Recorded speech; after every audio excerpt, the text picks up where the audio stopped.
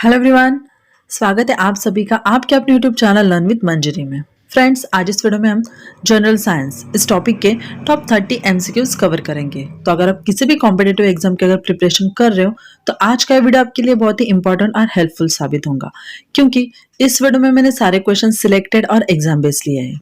तो चलिए बिना देरी के आज की इस वीडियो को हम स्टार्ट करते हैं।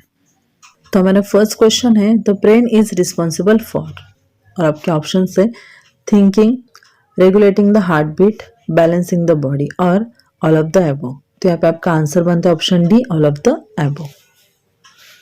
आगे बढ़ते हैं। Black light is the common name of, black light यानी काला प्रकाश, इसका सामान्य नाम क्या है? तो वो है ultraviolet rays, option C. Next question, the human eye forms the image of an object at its, मानव नेत्र किसी वस्तु का प्रतिबिंब नेत्र के कौन से भाग पर बनाता है? तो अब आपका आंसर बनता है ऑप्शन डी, रेटिना यानी दृष्टिपटल। Next question, the camel's hump is a store of, camel के हम्प में क्या स्टोर किया जाता है? जैसे कि आमतौर पर माना जाता है कि ऊंट अपने कुबड़ में पानी जमा करते हैं, बट कुबड़ यानी हम्प में फैट स्टोर किया जाता है। ठीक है, तो यहाँ पे आपका आंसर जाता है ऑप्शन बी के साथ, fat. Next question, pituitary gland, one of the most important glands of our body, is located in which part of our body? Pituitary ग्रंथि जो हमारे शरीर की सबसे महत्वपूर्ण ग्रंथियों में से एक है, वो हमारे शरीर के किस भाग में स्थित है? तो वो स्थित है इनसाइड द स्कल यानी खोपड़ी के अंदर। तो यहाँ पे आपका आंसर जाता है ऑप्शन ए के साथ, inside the skull. Important points देखते हैं फ्रेंड्स। पिट्यूटरी ग्लैंड को मास्टर ग्लैंड के रूप में भी जाना जाता है, क्योंकि इसके स्राव अन्य ग्रंथियों को उत्तेजित करते हैं और इसका जो वेट होता है वो होता है 0.5 ग्राम, और इसका जो आकार होता है वो लगभग मटर के आकार के बराबर होता है। ठीक है, आगे बढ़ते हैं। Which element is most abundant in earth crust, पृथ्वी की पपड़ी में कौन सा तत्व सबसे प्रचुर मात्रा में स्थित है? तो ऑप्शन है chlorine, lithium, aluminium and chromium.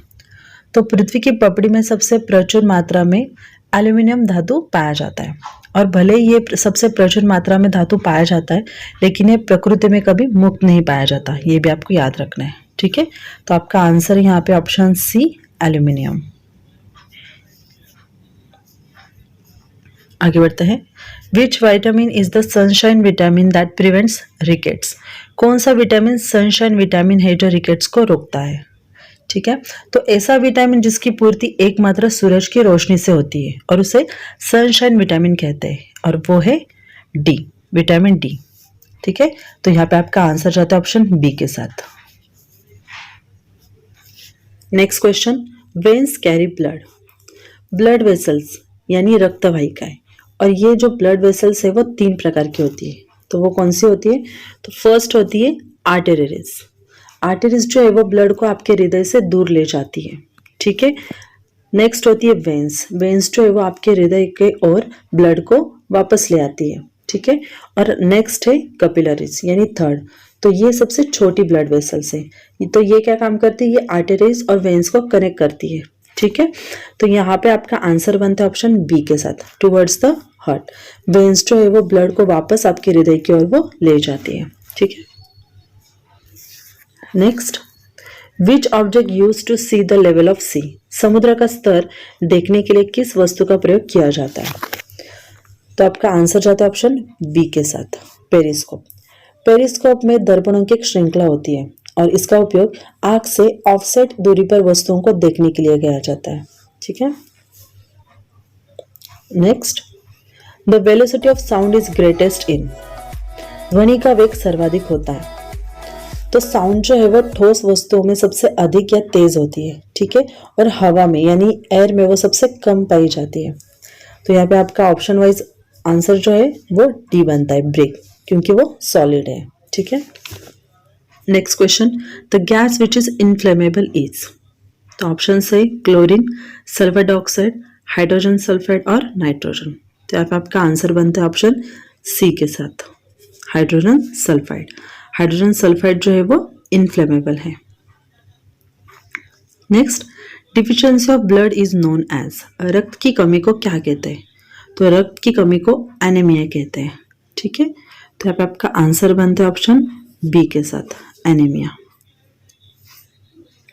Anaemia में शरीर में काफी मात्रा में रेड ब्लड सेल्स यानी लाल रक्त कोशिकाएं नहीं होती, और ये सेल्स जो है वो हमारे शरीर के लिए बहुत ही इंपॉर्टेंट होते हैं, क्योंकि यही सेल्स हमारे बॉडी टिश्यूज को ऑक्सीजन प्रोवाइड करते हैं। ठीक है, आगे बढ़ते हैं। Which is true of flute, the sound is produce by vibrating. बांसुरी का क्या सच है, कंपन द्वारा ध्वनि कैसे उत्पन्न होती है? तो यहाँ पे आपका आंसर बनता है ऑप्शन डी के साथ, कॉलम्स ऑफ एयर। बांसुरी में हवा फूंकने से साउंड प्रोड्यूस होती है। ठीक है, और ये बांसुरी के एयर मॉलिक्यूल्स में वाइब्रेशन क्रिएट करती है, और इसी प्रकार फ्लूइड में साउंड प्रोड्यूस होता है। ठीक है, तो यहाँ पे आपका आंसर बनता है ऑप्शन डी के साथ, कॉलम्स ऑफ एयर। आगे बढ़ते हैं। The deficiency of vitamin A causes, vitamin A की कमी से क्या होता है? तो आपका आंसर जाता है ऑप्शन सी के साथ, नाइट ब्लाइंडनेस। तो विटामिन ए की कमी से नाइट ब्लाइंडनेस होता है। ठीक है, आगे बढ़ते हैं। The hormone that increases the rate of heart beat is, हृदय स्पंदन की गति को बढ़ाने वाले हार्मोन को क्या कहते हैं? तो उसे एड्रेनलिन कहते हैं, ऑप्शन ए, एड्रेनलिन। तो ये ऐसा हार्मोन है जो बॉडी को किसी भी इमरजेंसी के लिए तैयार करता है। सो इसे इमरजेंसी हार्मोन्स भी कहते हैं, और किसी भी तरह का तनाव, स्ट्रेस या अचानक भय के दौरान भी ये प्रोड्यूस किया जाता है। ठीक है, next, what is the SI unit of energy? Energy का ऐसा यूनिट क्या है? तो वो है joule, option C. Next, which gas is use in fire extinguishers? आग बुझाने वाले यंत्रों में कौन सी गैस का प्रयोग किया जाता है? तो आपका आंसर बनता है ऑप्शन बी के साथ, कार्बन डाइऑक्साइड। तो आग बुझाने वाले यंत्रों में कार्बन डाइऑक्साइड का प्रयोग किया जाता है।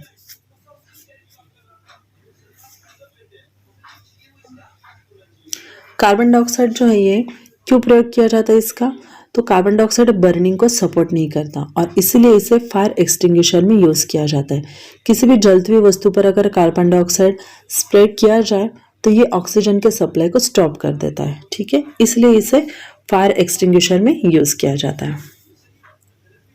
Next, the total number of bones in human is, मनुष्य में कुल हड्डियों की संख्या कितनी होती है? तो वो होती है 206, ऑप्शन सी। आगे बढ़ते हैं। The master control centre of the human body is, मानव शरीर का मुख्य नियंत्रण केंद्र कौन सा है? तो वो है ब्रेन, ऑप्शन ए। तो ब्रेन जो है वो मानव शरीर का मुख्य नियंत्रण केंद्र है। Next question, which of the following gas is maximum combined in air? निम्नलिखित में से कौन सी गैस हवा में अधिकतम संयुक्त है? तो आपके ऑप्शन से ऑर्गन, ऑक्सीजन, हीलियम और कार्बन डाइऑक्साइड। तो देखिए friends, compare to oxygen, earth atmosphere में ऑक्सीजन जो है, नाइट्रोजन जो है वो ऑक्सीजन से 4 गुना ज़्यादा है। ठीक है, तो यहाँ पे आपका फिलहाल ऑप्शन वाइज आंसर जो होगा वो जाएगा ऑप्शन बी के साथ, ऑक्सीजन। लेकिन अगर आपको ऑप्शंस में नाइट्रोजन दिखे तो आपको नाइट्रोजन टिक करना है। ठीक है, तो नाइट्रोजन जो है वो उसकी मात्रा होती है 78%, ऑक्सीजन जो है वो उसकी मात्रा है 21%, कार्बन डाइऑक्साइड की मात्रा है 0.04% और ऑर्गन जो है उसे उसकी मात्रा है 0.93%। ठीक है, तो ये भी आपको याद रखना है। आगे बढ़ते हैं। The inflammable substance on the tip of matchstick is, माचिस की नोक पर लगा ज्वलनशील पदार्थ कौन सा होता है? तो वो होता है फॉस्फोरस, ऑप्शन डी। आगे बढ़ते हैं। The brightness of a star depends on it's, किसी तारे की चमक किस पर निर्भर करती है? तो किसी तारे की चमक उसके साइज और टेम्परेचर पर निर्भर करती है। ठीक है, तो यहाँ पे आपका आंसर जाता है ऑप्शन ए के साथ, size and temperature. Next, brilliance of diamond is due to, हीरे की चमक का कारण क्या है? तो आपका आंसर बनता है option D, total internal reflection of light. Next, in the absence of earth's atmosphere sky would appear, पृथ्वी के वायुमंडल की अनुपस्थिति में आकाश कैसा दिखाई देगा? अगर एटमॉस्फेयर नहीं होगा तो सूर्य के प्रकाश का प्रकीर्णन बिल्कुल भी नहीं होगा, और इस स्थिति में आकाश से कोई बिखरा हुआ प्रकाश हमारी आंखों में प्रवेश नहीं कर पाएगा, और इस वजह से हमें आकाश जो है वो काला दिखाई देगा। ठीक है, तो आपका आंसर जाता है ऑप्शन सी के साथ, ब्लैक। आगे बढ़ते हैं। The focal length of the lens of a normal human I is about. सामान्य मानव नेत्र की लेंस की फोकस दूरी लगभग कितनी होती है? तो वो होती है 2 सेंटीमीटर, ऑप्शन डी। आगे बढ़ते हैं। The energy produce in stars by. तारों में जो ऊर्जा होती है वो कैसे उत्पन्न की जाती है? तो आपका आंसर जाता है ऑप्शन ए के साथ, न्यूक्लियर फ्यूजन।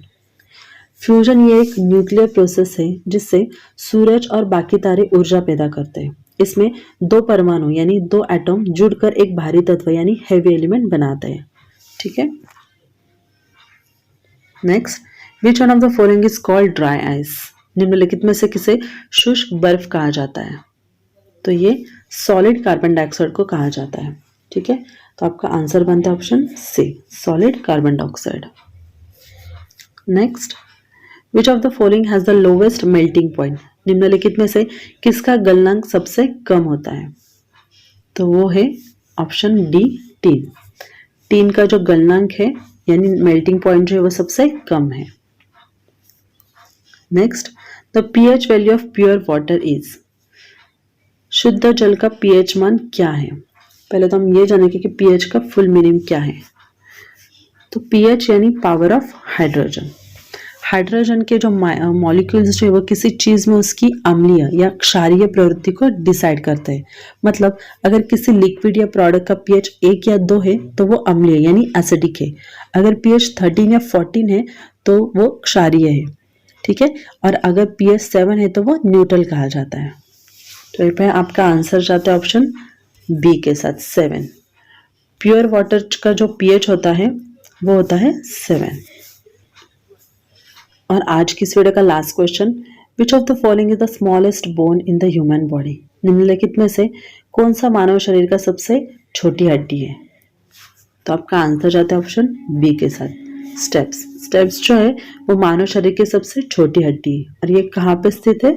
तो ये मानव शरीर के कान में स्थित होती है। ठीक है, तो उम्मीद करती हूँ फ्रेंड्स आज का वीडियो आपको अच्छा लगा। वीडियो अगर आपको अच्छा लगा तो इसे लाइक एंड शेयर करना मत भूलिए। लर्न विद मंजूस चैनल पे अगर आप नए हो तो चैनल को सब्सक्राइब भी कीजिए, साथ ही साथ बेल आइकन को भी प्रेस कीजिए ताकि मेरे हर नए वीडियो का आपको सबसे पहले नोटिफिकेशन मिल सके। तो मिलते ही ऐसे ही नेक्स्ट हेल्पफुल वीडियो के साथ, तब तक के लिए धन्यवाद।